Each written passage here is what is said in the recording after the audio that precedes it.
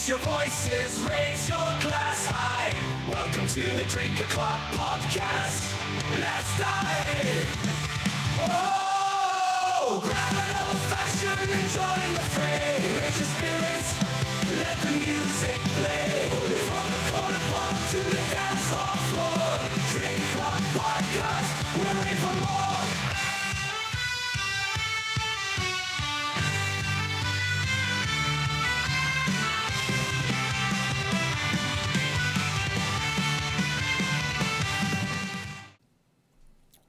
Take number 2. We are live. This is the Drink O'Clock Podcast. I am your host, Rob Valincius, and I have the pleasure of having with me the host of the Your Listener podcast, founder of Your Listener Counseling in Melbourne, Australia, coming at us from down south, way down south, John Cuturilo. Welcome to the show, man. Did I say it right? You did, Robert, and thank you so much for having me. It's an absolute pleasure to have you. Yeah, so you guys missed my initial rant because we had tech issues. It's me and him had tech issues at this point, so it's been one of those days. We got walloped here, so I do want to start with talking a little bit about weather. I know we're going to go off track here, John, but Certainly. We got crushed here in the Northeast. I mean, it started out, it was 12 to 18 inches, then it went down to, 8 to 12, then 5 to 8.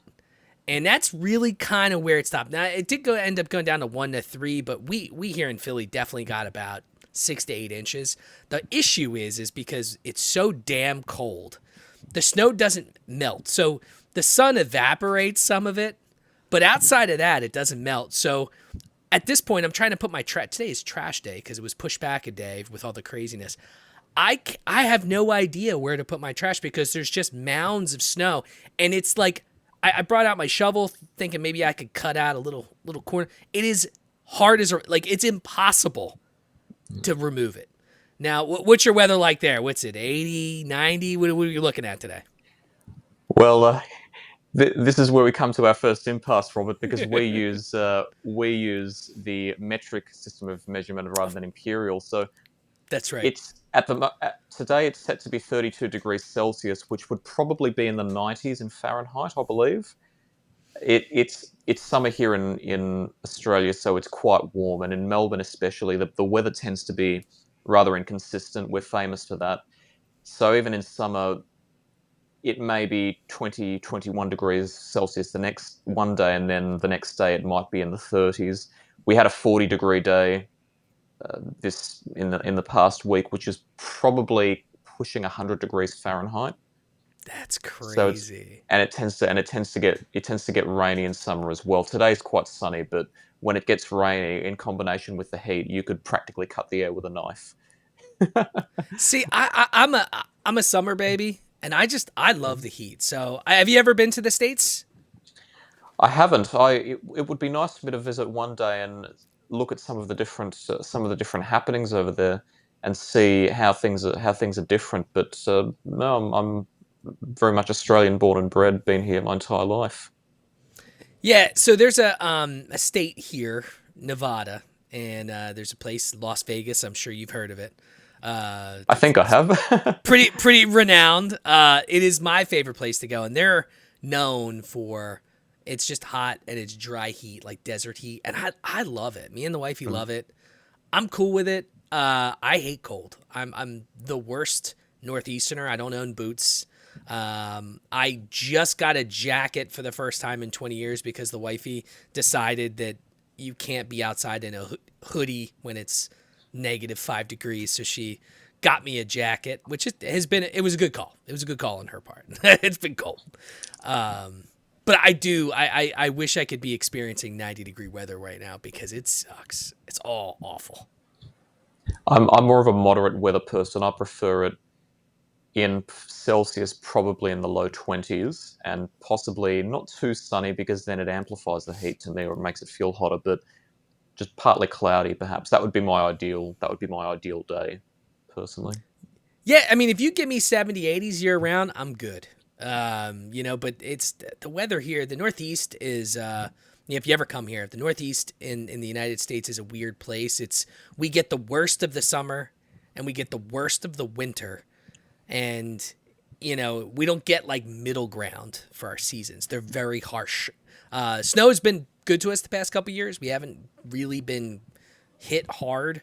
But apparently we're in I think we're in El Nino or La Nina pattern, and it's supposed to be pretty bad this year. And it's already hit us, a little bit. And I had to work from home Monday, Tuesday, and Wednesday, and instead of going into the office. And I mean, I like it because I feel like I'm actually more productive when I work from home because I zone out. I mean, I know we're going to get into the psychology aspect today, but for me, I don't get bothered. People don't come to my desk. People don't ask me questions. I just can zone into what I'm doing, and a lot of times I can do all of the stuff that would have taken me the whole day in the office in a couple hours here, not even thinking about it here, you know? And I can identify with that. So let's get into you, man. Let's start. I'd love for you to tell me a little bit about your background growing up. Before we kind of get into what you do now, and tell me and my listeners kind of a little bit about who John is. Sure. Well, I was born here in Australia, and I came from a humble upbringing, upper working class family to middle class family. I was incredibly fortunate. I always like to say, and I always like to remind myself, because I always had most of what I needed, and I was lucky enough to get a good education and have plenty of support to do what I wanted to explore largely, and also pursue the best of myself that I possibly could. And so that there were certainly fortunate aspects of it, and I'm always grateful for those. There were some unfortunate aspects of them. I didn't have every aspect of my life easy. I had mental illness from an early age, which meant that socializing was difficult, integrating into a school environment in which there were lots of stimuli, lots of noises, a lot of rapidly paced events happening in terms of the people around me, in terms of how the environment operated. That was hard for me to integrate into. And it caused me a lot of distress in my young days. And so it took me a while to be able to adapt to that. I wasn't popular, evidently, and that's not something I regret at all. Something that I've said before is that popularity doesn't equal quality. Just because something's popular, it doesn't mean it's of quality. And True. it can be, but not inherently. So the fact that I wasn't one of the trendy kids certainly doesn't bother me. It doesn't, and it didn't at the time. But being an untrendy person could get you bullied, and it did get me bullied. But it didn't end badly, because throughout the time that I was very young, I was always fascinated with the wonders of life. So from a very young age, I recall I was fascinated by music. My uncle was and still is a professional musician, and I remember from a young age seeing him perform live and watching him make these beautiful sounds and think, wow, wouldn't it be fantastic to be able to do that? My father was a professional musician many years ago, and from a young age, I remember there was always a guitar in the house, and I was, as a young child, very much fascinated by this object that to me was like a sculpture, like a work of art.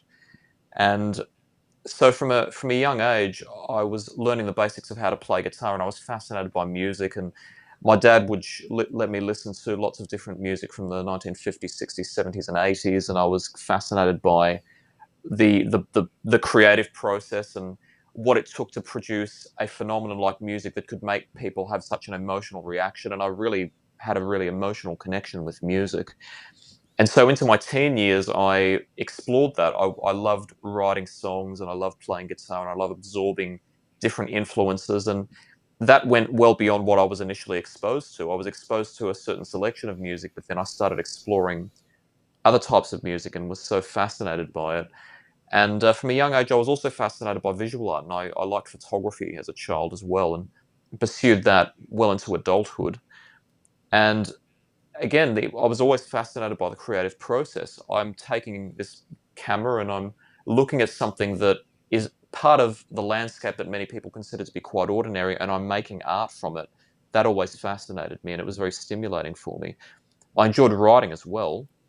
So the creative process were the creative pursuits were very much phenomena that fascinated me as part of the world. But there was something Yeah. else that influenced me, and that's probably the main influence that I have in the work that I conduct to this day. And I was always fascinated by the nature of how the world worked and why we think the way we do, why we feel the way we do, and the nature of truth and the nature of reality, and whether what we believe is reality or whether reality is something beyond our consciousness. And I believe I always had that curiosity, but as a child, obviously not being developed enough, I couldn't define it. But then as I matured and grew into an adult, it became quite a strong fascination with me, and I became more and more curious about it. And so after some exploration of different pursuits, I decided I wanted to be a therapist because I was fascinated by how people solve problems of the mind, how we solve problems that don't involve physical objects. It's so abstract. It seems like such a complicated process. How do we do it? I became fascinated with that question, and so I studied at university. I studied psychology at university, and then studied counselling. And all throughout the time, my mind has just been constantly absorbing the world and absorbing how the world works. How can we explain how people function? And importantly, how can we separate popular thought from objective reality? And how can we think more critically to make the most use of our minds? How can we be more constructive thinkers? And ultimately, how can we have better relations with one another? Because at the end of the day, we are social creatures and we are designed to integrate and work with each other. And largely, when there are problems of the way that we perceive reality and the way that we conceptualize certain ideas, if they're severe enough, they cause problems with how we interact with society. And I've maintained and will continue to maintain that despite what politicians and the media will tell you, there is no one specific group that is responsible for the problems that we have in our social relations. Largely, it is all of our problem because we are not taught practical psychology. We're not taught how to separate our beliefs and our feelings from objective reality and how to cut through rhetoric to find what is objectively most healthy for us. And none of us, or very few of us, take responsibility for actually owning the mistakes in how we see the world and actually committing to the process of being better. But so I argue, if we all take that responsibility and we all are willing to own that we are imperfect and that we all have room to grow, and then we are willing to not just do that for ourselves, but be compassionate to other people and help them be a part of the process and humble ourselves that way, then we all win and we all have a better world. And I maintain to this day, although it's not often said, I don't think, that to be a good therapist, you have to also be a good philosopher. You also have to be curious about not just the problems of the individuals who see you, but how the world works and why problems develop. And more importantly, what we can learn about, what we can take from the explanations of how problems develop and translate that into how can we make individuals better, and then how can they make the world a better place collectively. And I'm some people would call me eclectic, but I don't see that as who I am because re- you could define eclectic a number of ways. Wordplay is like that, semantics is like that, but Hmm. I consider myself to be quite strategic in the sense that I don't just choose something to believe because it's convenient. I am very analytical of what I hold to be the truth, and I'm choosing my notions based on what I'm observing and what I can discern from all these different experiences of which I become aware and all these different phenomena and events that I can observe. And so that leads me to not be a person who thinks in any conventional manner.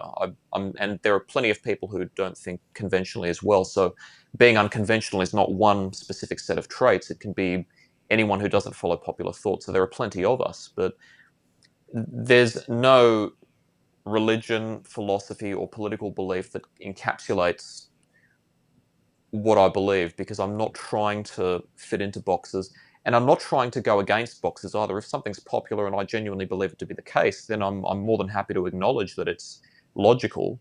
But all I'm trying to do when I choose what to believe, which we all do, we all choose what to believe, consciously or not, is what are the merits of different ideas and how can we understand them separately from how we see them, how they are in themselves. And that's a complicated journey. I'm on the journey to understanding the world, and getting to speak to people such as yourself and other people on my podcast and my clients and all the people that I meet is constantly enhancing that, because I'm constantly learning from other people and being able to self-assess whether my perception is accurate or whether I need to revise it.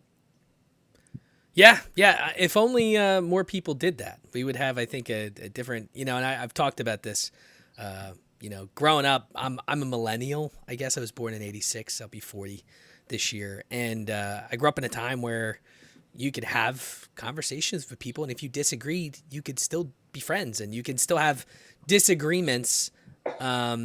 Because you each had a different philosophy or a different belief, and it was cool. It was okay. And I think we got into a groove there with social media, where if you didn't believe what the popular belief was, then your belief didn't count, and you were out, right? You were cast out, or whatever the case was, canceled, whoever you are, whatever it was, right? And I think we've made an upturn. I think we're starting to get back to a point where people can have their own opinions, and I don't know if we're at a point where people can have debates casually. We're not there yet, but I think we're starting to get to a point where we're getting back to a little bit. It's always this like push and pull as a society. I think are some of the old ways outdated? Absolutely, but some of them aren't. And we got away from that. And then some of the new ideals, are they too radical? Yeah, but not all of them, right? And it's this crazy pool we live in. And I'm sure as a psychologist, you probably got to see that a lot amongst not just the people you talk to, but your patients as well. I do. Pardon me if I may that I'm a counsellor, not a psychologist. They're different Yeah, terms here in sorry, Australia. They have different counselor. My they have bad. different legal status, but that's okay. But you're absolutely right that there are a variety of different ideas that have existed in different times that were valid, and that just because times change, it doesn't mean that an idea inherently ceases to be valid. What I find fascinating is that I can't say this objectively. I haven't surveyed people on it, so the actual numbers of this aren't within my knowledge. But what I would predict is that the capacity of people to experience events like being able to have a civilized conversation with someone who disagrees with you largely depends on the pocket, so to speak, of society in which one is raised. Was it possible at one time to have a civilized conversation with someone who disagreed with you more than it is today? Quite possibly. But I would argue that the psychology hasn't changed as much as people might think it is. Not to say that you shouldn't continue living with those ideals if they're useful to you, but Yeah. more that our psychology has largely remained the same. It's shifted in some ways, but there are a lot more similarities that have remained constant throughout our evolutionary history. And they, the way that we have applied that psychology in our daily lives and how we operate society has largely just shifted towards different subject matter. And a good example of that is something that I'm going to. I've expanded upon it in my work before. I can intend to continue doing this, but think about what is allowed in terms of discussion in the popular space or in the public forum. Now, there have been different terms over the years to describe the phenomenon by which certain ideas are not allowed to be discussed by popular thought or by law. In the old days, it may have been called the thought police or a witch hunt. Nowadays, we call it woke cancel culture, political Yep. correctness. Political correctness as a term probably extends, the sense in which we use it now probably extends back to the 80s, if I remember correctly, but it has probably existed before that. But the problem is that these terms and these concepts get hijacked by political rhetoricians who want to convince you this term refers to this specific concept that was instigated by this group who we should consider to be the enemy so that we can rule society. But the psychology of it has actually existed all throughout history. Years ago, however many years ago, when scientists used the first telescope to look into space and ponder maybe it's possible that the Earth isn't flat, many of them were subject to consequences. Now, is it healthy to be attached to a belief about whether the Earth is flat or not? Definitely not, because whether the Earth is flat or whether the Earth is round, it is what it is. It doesn't change who we are. We can still continue living our lives. And if the Earth if we all of a sudden realize that it's round, we're not going to all of a sudden fall off of it because we realize that it's round. That's not going to happen. But people cling to beliefs for reasons not just based on the validity of the belief. In fact, more often people cling to them because there's a certain comfort in them. So there was that historically. For many years in the United States, even though I believe in your constitution, there is what they call the First Amendment, which guarantees the right of the people not to have laws imposed upon them that restrict freedom of speech. But historically, there have been certain jurisdictions in which I believe people have been subject to legal consequences, even criminal consequences, for example, swearing in public. And that in itself is a form of what we would refer to as political correctness, but it's actually exactly the same psychology. Now there are ideas that you can't discuss. There are laws, for example, in Australia that state that using certain words in public, not necessarily swear words, but terms that have specific connotations towards particular groups, they're illegal or may be illegal. There might be specific rules in workplaces and different institutions in which you cannot express particular opinions because they're considered to be against scientific consensus. A long time ago in the past, and still continues to be in certain jurisdictions, pornography was illegal, and that pornography is still censored, and anything that has even vague connections to the concept of sex or sexual intercourse are banned in certain forums. The objective reality of it is exactly the same, and it can be summed up in what we call in psychology avoidance coping.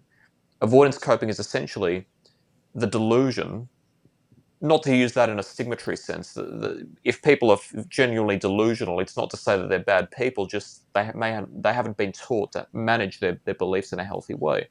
But it's the Yeah. delusion that if something makes you uncomfortable, the best way to deal with it is to not engage with it, and moreover, try to prevent it from appearing. It's not it. I don't want to go off on too much of a tangent, so I'll just say this in a simple sense that psychological studies over the years have demonstrated that refusing to engage with challenges just because they make you uncomfortable genuinely doesn't lead to good outcomes. And as a society, we're seeing that. So, regardless of whether you're on the left or the right of politics, if your response to something that makes you uncomfortable is ban it, be careful because you may not be doing yourself any favors, and you may also be, you know, attuning yourself to voting for people that want to censor things not for the right reasons. And that is the case regardless of what your philosophy or politics are. Yeah. Yeah, I couldn't agree more. Now, you obviously, and we talked a little bit about this before we hit record, right? You mentioned having your own history with mental illness, right? How do you feel that has shaped your approach helping others and your view of the world? There are two main ways. One of them, which I'd say probably would have developed regardless of my mental illness, just based on what I observed in the industry, but my own experience allowed me to probably strengthen my determination to do this, is that it made me attuned to what doesn't work in therapy and what's not working in the industry. Um, all too often, our therapy and mental health services are delivered in settings that aren't most attuned to what's in the client's best interest. There are a number of reasons for that. Number one, it's big money. And so a lot of larger institutions are providing therapy, and they're doing it on a production line basis in which clinicians have to see a large number of clients a day. They don't have time to really get to know each client. They don't have time to properly understand their context. They're trying to do as much as possible with as little interaction as possible. And yes, making money is important. We live in an economy, and I am a business person. I have no shame about that. But at the same time, my ethos has always been, if you want to make more money, either revise your model so it's more efficient and be better at what you do so that clients are more inclined to come to you. If you want to make money, make what your clients pay you worthwhile. So be the best at what you can, and that involves taking responsibility for that quality control yourself. But all too often, I was seeing of instances in which in all different types of settings, clients going into psychiatric wards at hospitals and being treated poorly, or being in conditions where they were getting abused by other patients, or basically being dismissed and discarded by the clinicians who didn't have time to speak to them properly. People being turned away when they were suicidal because there wasn't enough room. People being blamed by clinicians for their problems, or being told that their trauma didn't happen. As much as we like to think, especially in Australia, that we're a relatively progressive society, a lot of those institutions who have very progressive slogans on their websites still have bigoted clinicians working for them, where they will blatantly tell someone, have you considered that maybe you actually weren't sexually assaulted, or that you did something to upset your boyfriend and that made him hit you? And hearing this was Wow.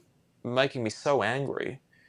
Um, then there were then there were you know that there were therapeutic paradigms, like norms and types of practices that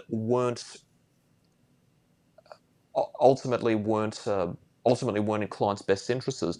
One of them leads into the second way that it's influenced me, but to start with the first, what we consider to be ethical often is and often isn't ethical. We have codes of ethics in our professions to stop us from inadvertently working in a way that's biased towards our own opinions, and making sure that we are not unduly influenced to treat clients in a way that's unsafe. So we have standards about not having dual relationships with client. If you're my client, that's all you'll ever will be. I can't have a relationship with you. I can't be friends with you. I can't be one of your clients if you run a business.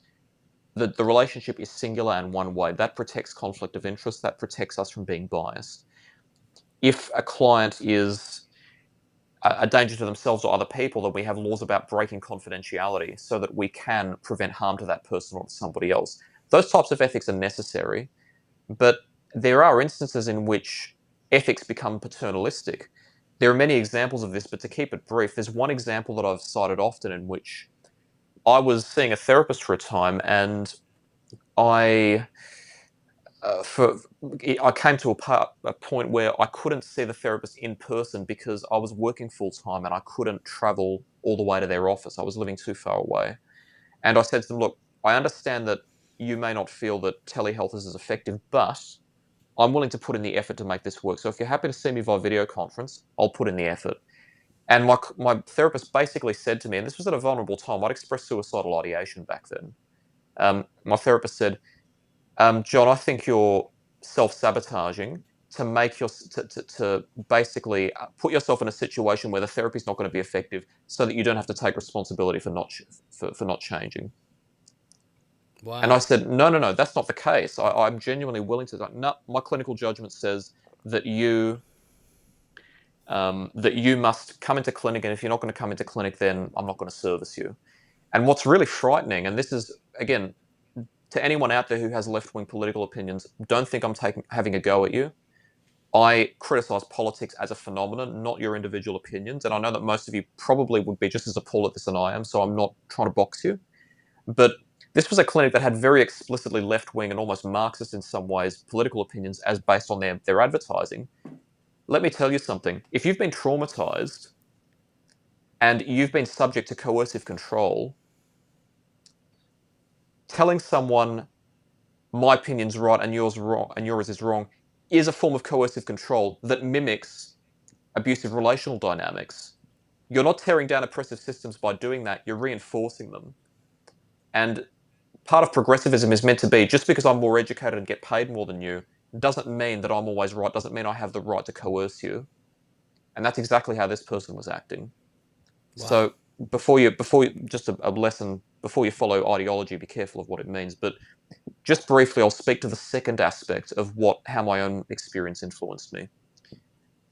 I realized that academic psychology did not adequately describe and explain how mental illnesses and how even just mental phenomena in general operate. Academic psychology has theories, but a lot can't be explained in words and can't be explained in theories. It has to be experienced phenomenologically.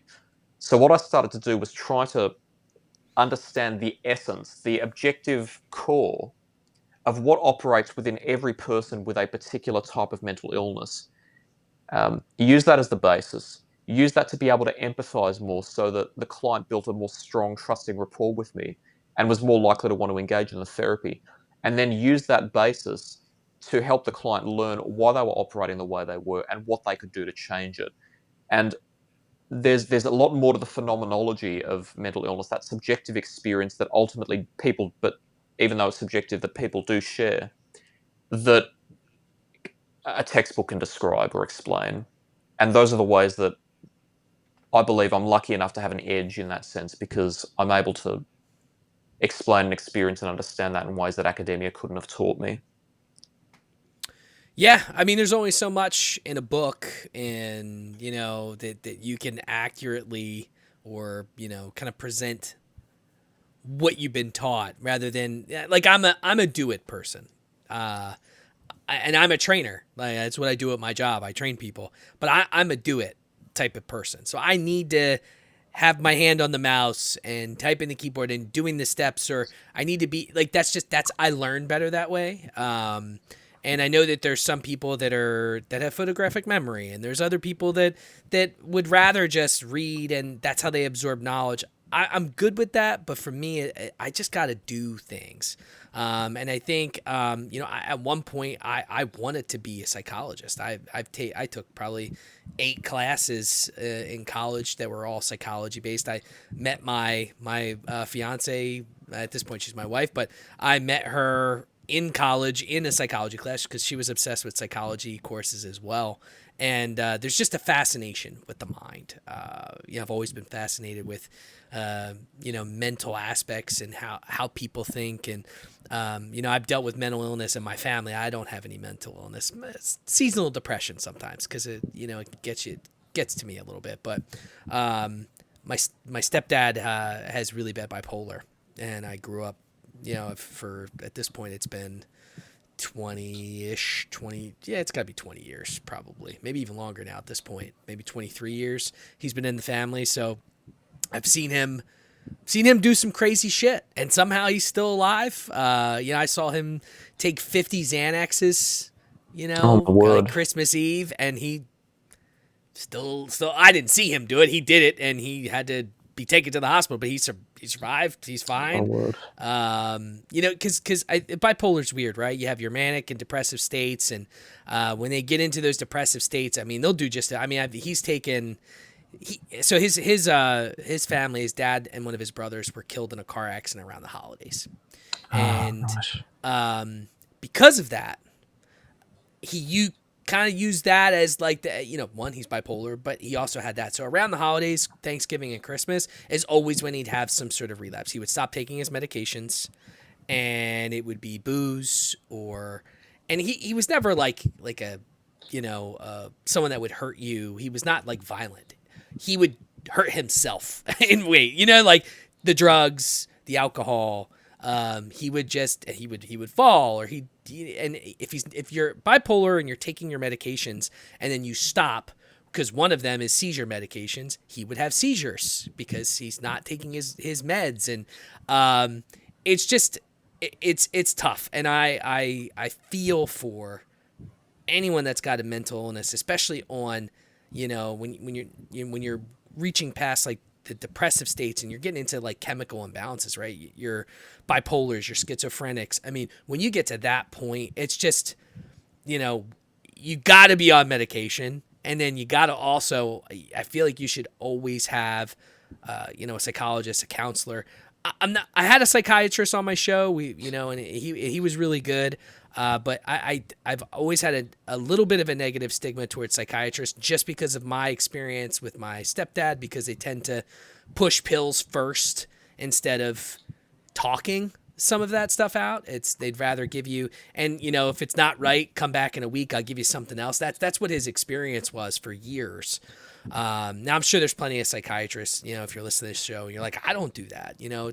I think the psychological aspect of psychiatrists, psychologists, it is dependent on who you pick, right? Some could be bigoted, right? Some could be that way, especially if they've been doing it for 40 years and that's just what they were taught back in the day. I don't know. But I do think when you are picking someone, you should talk. I think, and this is just me. Maybe you can tell me if I'm right or wrong. But I've always been under the impression, and I had a couple people on my show tell me, it's good to book 2 or 3 counselors, psychologists, psychiatrists, talk to each of them and see which one fits you better. And if you just get a negative vibe, because I do think you need to vibe, right? Then you just don't use them and you try someone else until you find that person where you have some sort of connection. And a lot of times as a human, you'll feel it. If cost allows it, if your True. budget allows it, then That's true. I wouldn't say there's anything. I wouldn't say there's anything inherently wrong with it. It might help to let each of them know I'm trying to find somebody with whom I have a good rapport. You're absolutely right that there is perhaps a problem in psychiatry and in medical mental health practice that medication is too heavily promoted, and that can be drawn on a number of sources depending on where you are in the world and the type of culture around the economy and so forth. Keeping people medicated and keeping them dependent is business. Oh, And yeah. I've received testimony from both patient side and professional side that certain institutions do that to facilitate the ongoing sale of services and medication. In terms of talking things through before resorting to medication and needing medication, there's a lot of variability with some of the more severe mental illnesses like schizophrenia. Then medication is often necessary to help control the symptoms so that the person can work on themselves. I've known of people to be able to manage them without medication. I don't know how common that is, but I'd say if you're any danger to yourself or other people, then it would certainly be prudent to have medication. But it should never negate proper psychotherapy. And this is where I speak to the phenomenological side of it that can't be described academically. Too often professionals haven't had the experience themselves, which is, again, it's not their fault. I would never wish mental illness on anyone. So I'm glad that plenty of people don't have mental illness. I wish more people didn't have to suffer those problems. But also, a lot of them just aren't taught proper critical thinking. Universities claim to be havens for critical thinking, but too often we don't realize that our minds become attached to academic teachings in the same way that we become attached to beliefs and emotions.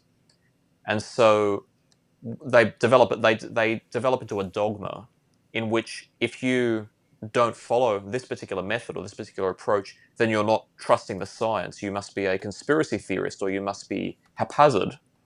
And what we have to understand is that science is important and scientific thinking is essential if we want to understand the world properly and develop proper solutions to problems. But the method has its limitations, and you need to know how the method actually works and know the intrinsics of it really deeply and with a lot of clarity so that you know when to sometimes violate from the norms and know when the norms are sometimes not in scientific interests. And a lot of therapists, not just psychiatrists, but psychologists as well, just follow the methods they were taught, the theory, but they can't speak to the deeper, more complicated part of what the client's experiencing. So there's certainly a balance to be struck, and it has to be based on each individual client's needs and their presentation. Yeah, and I mean, look, I think it takes pioneers and it takes people to think outside the box, someone like yourself, right, that to make changes. Because, I mean, you look at the DSM, right? I mean, as recent as I don't know when they changed it. It might have been the DSM 3 or 4 or whatever. They're on 5, right? I think that the fifth edition was released in 2013, and I think in the time since then they've released a modified DSM-5 as well. Yeah, and I think, I mean, being gay was in the DSM as a mental illness, right? I Mm. mean, I think we as a society move past certain things, but it probably took someone to say, "Hey, guys, this isn't a mental illness, right?" And I'm sure they got flack for it. I mean, look, they were lobotomizing people in the 40s and 50s, right? I mean, that was a Yeah. regular thing until they realized they were basically killing people, so the doctor side, and that medical side of things has always been wild. Our history is just wild. And in the States, to talk about pharmaceuticals, I mean, Mm. we're one of the few countries that allow pharmaceutical companies to have ads on TV, and I can tell you, it's every other ad is a pharmaceutical company with Mm. a catchy song, or maybe they took an '80s song that they jazzed it up to. I wish I was like not being facetious here. Like Yeah. literally, they take well-known songs and they'll jazz it up into their little lingo for the drug that they like Wegovy, things like that. I mean, you see, chubby people dancing around happy because they're losing weight, and Oh my you word. know, little do Wegovy's destroying your body and your pancreas and all this other shit. I mean, I'll be interested to see what everyone that took Wegovy and Ozempic, what their body is going to look like in 10, 15 years, because I'd imagine it's not doing well on their organs. They're losing weight because that's big here in the States, but it's wreaking havoc on their body. But I always digress when it comes to pharmaceuticals, because here, politics is always big, right? And we're a front runner for being on the headlines these days. Mm. And that one of the biggest um, lobbyists of the government is pharmaceutical companies. So these guys get in place because these companies spend millions of dollars on them, and they get into power, and that's why a lot of these things continue to just be okay. And is there ever going to be a fix for it? Maybe when all these people that are 80 and 90 get out of our Senate, and you have people that are more progressive that aren't being bought. But politics are politics, man. There's always someone being bought. There's always backdoor deals. There's always all this shit going on, and I mean it's been that way for generations. It's not just the U.S. and it's not just democracy. I mean, all that stuff has been going on for centuries. So Mm. it's a dirty industry, and that's how it is. And I don't know if you're ever going to really change it unless there's something drastic happens. But I do want to talk to you about your therapeutic approach, right? You blend person centered, cognitive, behavioral, existential, and schema methods. How do you decide what your approach is based on your clients and the people you're helping?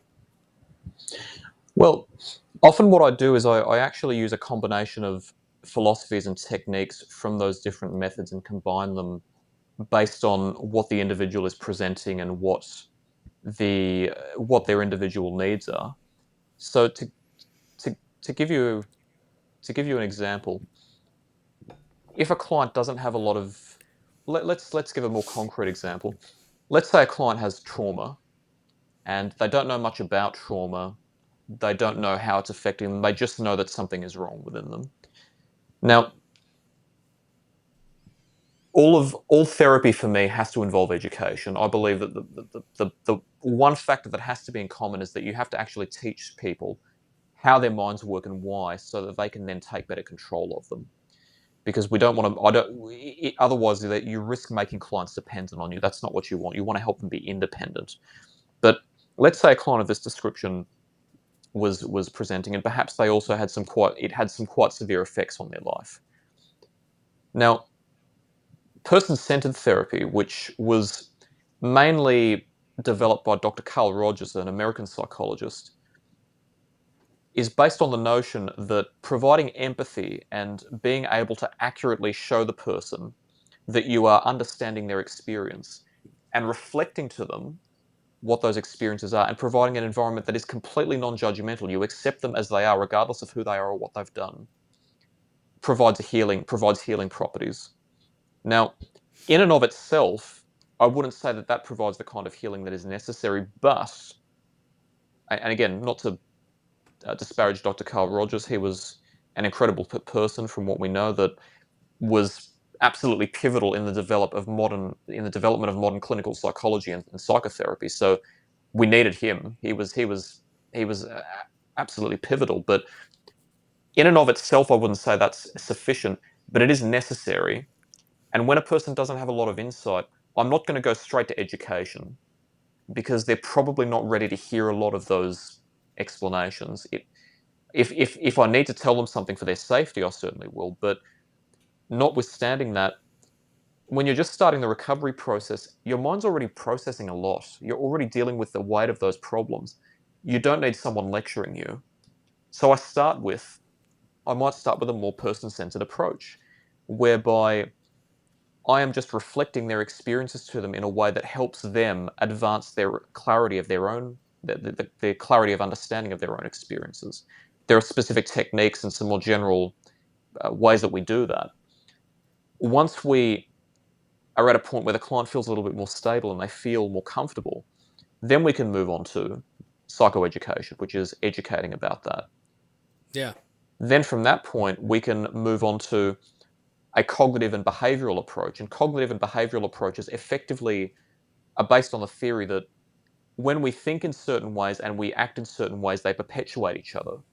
So if we think a certain way, it influences our behavior. That behavior yields a result. The result creates a particular event in the environment.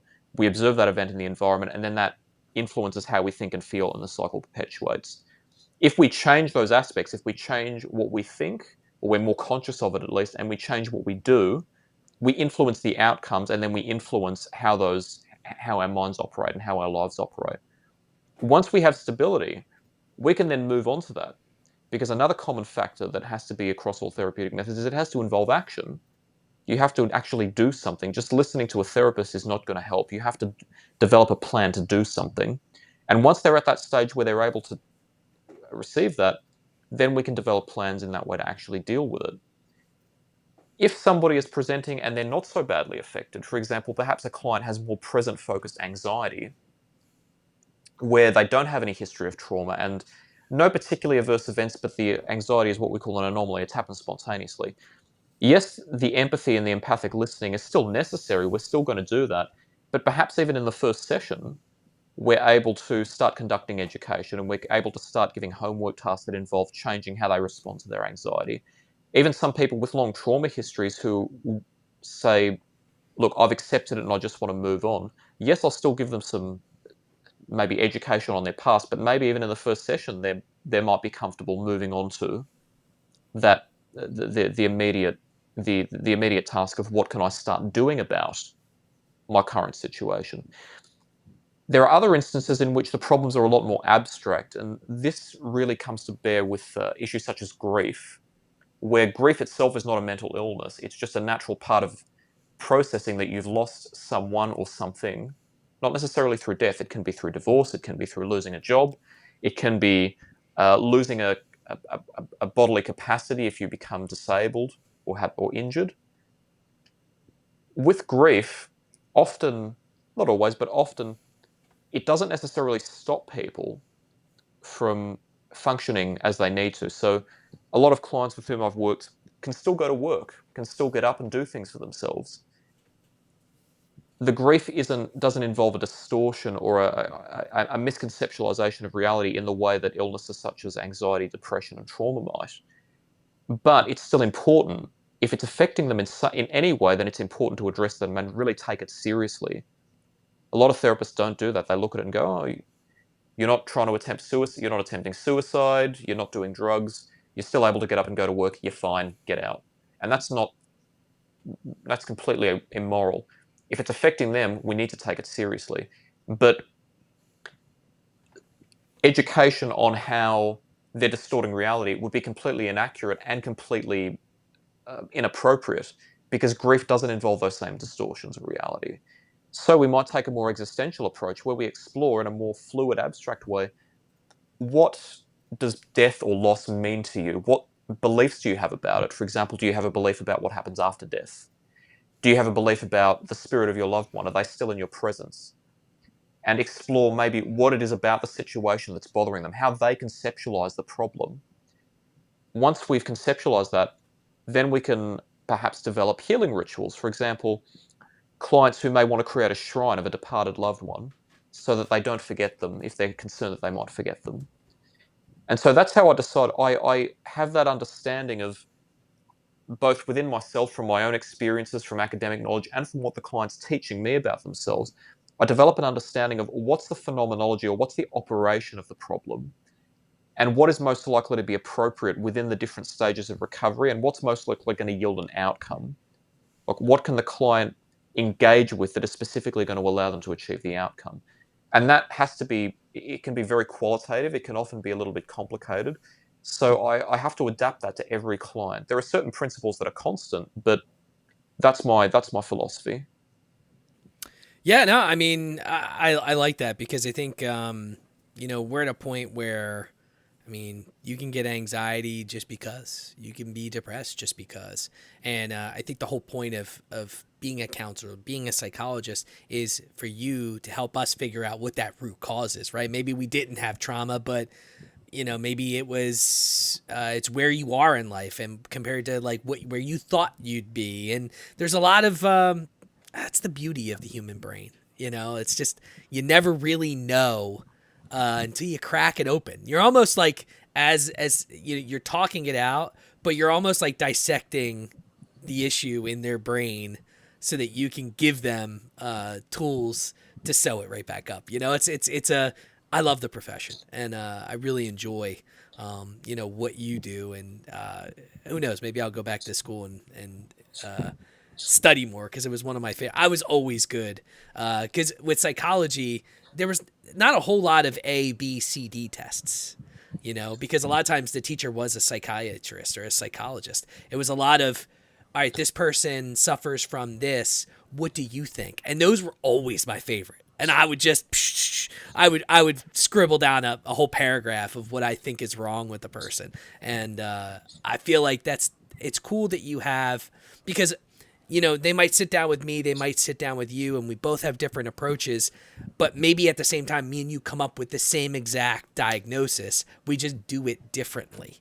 And I do think that not every person fits into one thing too, right? Maybe, obviously your way of talking to someone, maybe it doesn't fit everyone, and it's the same. I don't know. It's cool. I could talk about psychology until I'm blue in the face. It's just one of my favorite things to discuss. But let's talk a little bit about your podcast before we get out of here, man. I guess for me, you called it the Your Listener podcast, and I was going to ask you, why is listening such a central theme for you?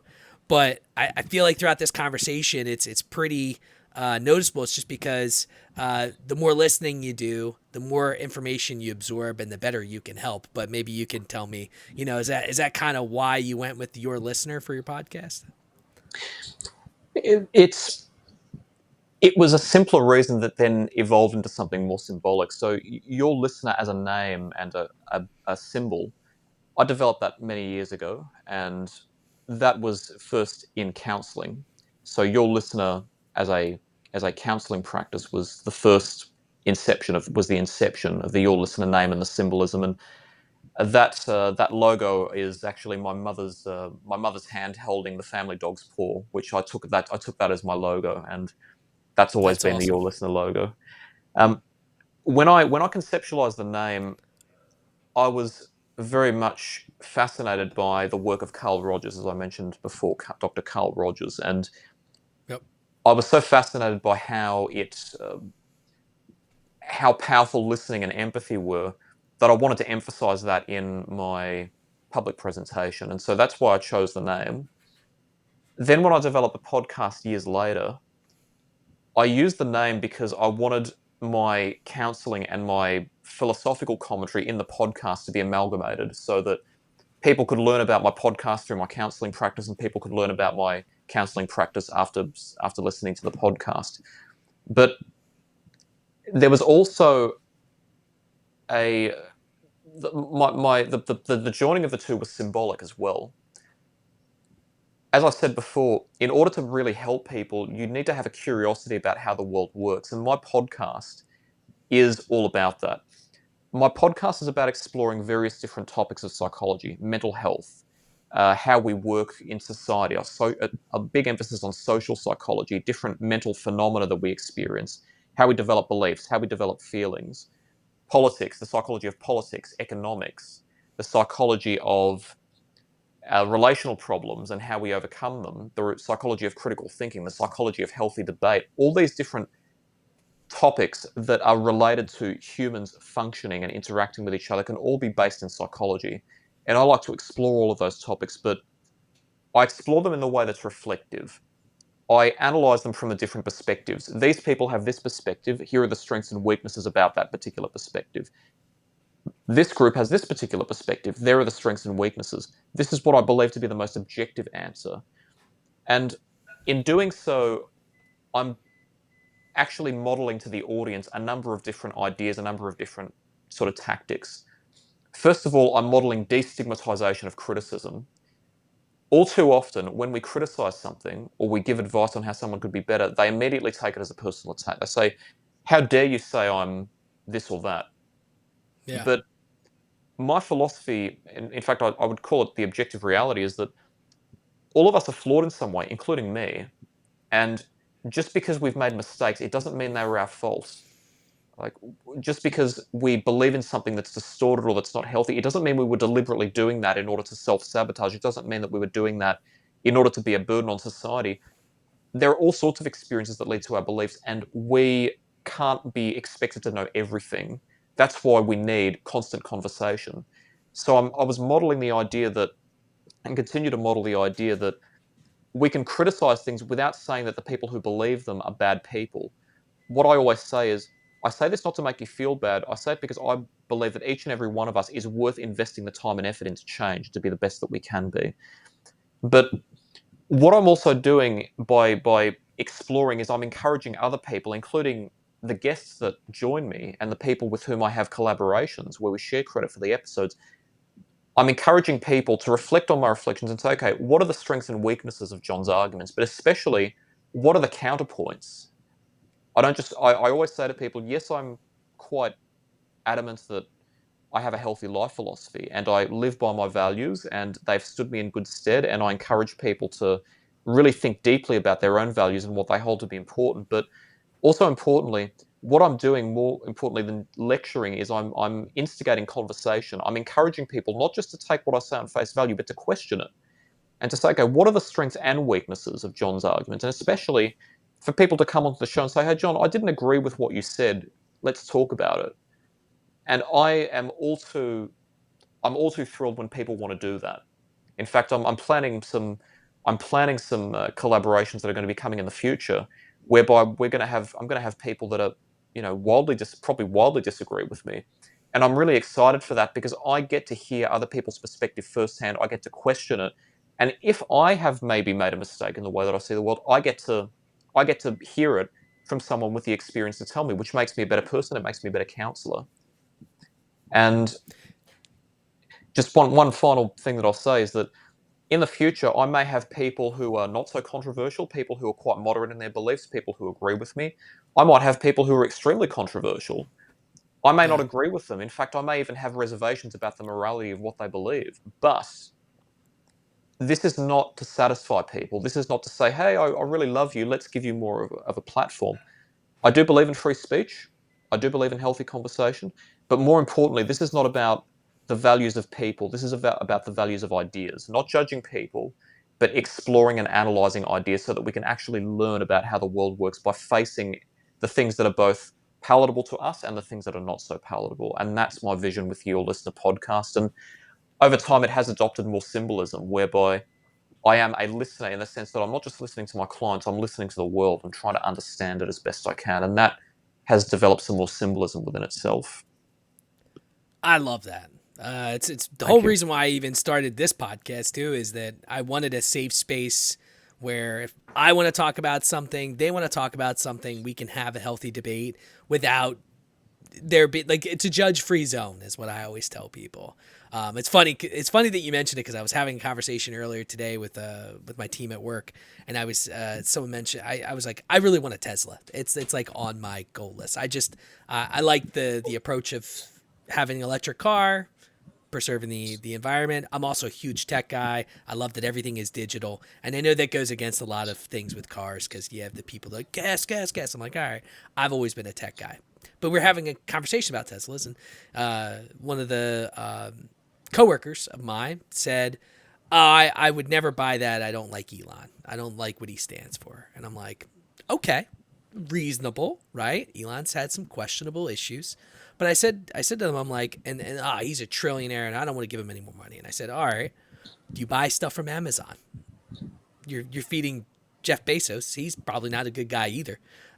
Where did you go for lunch today? Oh, you bought clothes from Target. They're a $1 billion corporation that's probably not doing great for people. Like, you got to also look at it, and at the end, they're like, oh, yeah, I guess I get your point. I'm like, you got to also look at it like, yes, I get what you're saying, but you're also not practicing what you preach if you're also doing this. So you might want to rethink that, to a certain degree. And I'm like, the cell phone you have, do you know that slaves, there's legit slavery right now in the Congo that's getting the cobalt so you can charge your phone so you have an alarm to go to work. Like, these are the things you have to think about. And I think that for me, that's always been my thing. And I, as a person, I've always picked, like in high school, I would pick the opposite side of an argument in social studies just to see how many people I could sway to an argument, because I'd like to educationally argue with people, like facts. And, I would win a lot of those arguments. I was pretty good at it. I should have been a debater, in high school. But I love what you're doing. I love what you stand for. Keep doing what you're doing. Do me a favor, plug your podcast, plug where you want people to go. And I'd imagine I do have some Australian listeners. Maybe you can plug where they can find your stuff to maybe, book a counseling session with you. No, thank you, Robin. I really appreciate what you do as well. My website is www.yourlistener.com.au. That's yourlistener.com.au. And Awesome. on that page, you can find all information about my counseling services, my philosophy, and my podcast. And there are links to all the different platforms on which you can find it, and choose your favorite platform. Awesome. Yeah, I checked out your website. You got a good site, man. You got a good site. Thank you, Rob. And then my podcast is Drink O'Clock Pod on all socials. Drink O'Clock Podcast wherever you listen to podcasts. And we'll have this up soon. And maybe if you ever have a debate episode, man, and you need an American, you hit me up. All right, I'd be happy to hop in and be there. Absolutely, Rob. I'd absolutely love to have you on the program. Awesome. Well, look, John, you have a great morning, and I'll have a great night over here. And let's do this again soon. And thank you, Rob. Likewise. Thank you.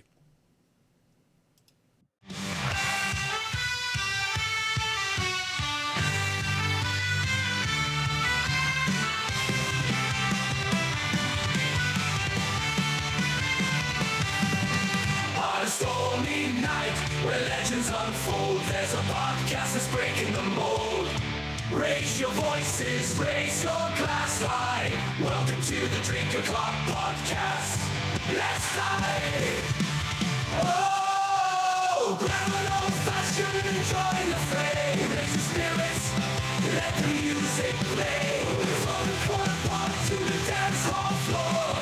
Drink O'Clock Podcast, we're ready for more. We're ready for more. With a mix of folklore and rebel cheer, we'll guide you through tales of whiskey and beer.